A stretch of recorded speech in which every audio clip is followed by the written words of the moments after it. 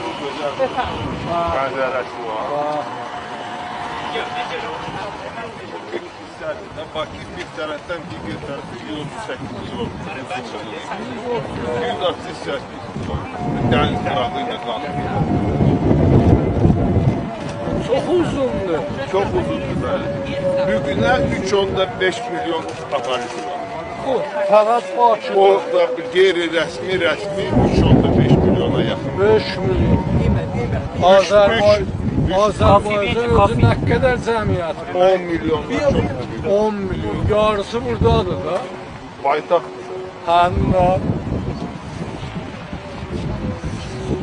Bu yeni hissədir, bu tərəfi. Cənab Prezidentin ideyalarıdır, yeni şəhər yaranır. Orada da Gülqədim şəhər, əski şəhər var. Şəhər tikilir. Burada açılıb, vaxtilə Sovet devrində hamısı zavod olur. İndi açılıb, hamısı xalqa verilib.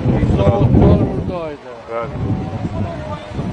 Dəniz də biraz çəkilir də, bax, aşağı.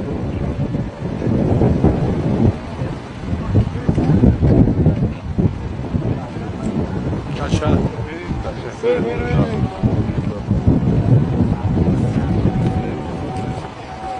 Var.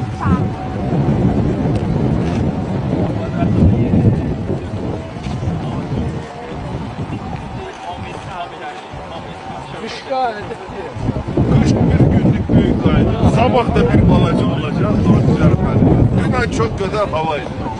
Tamam başka cür bakıldı. Ben de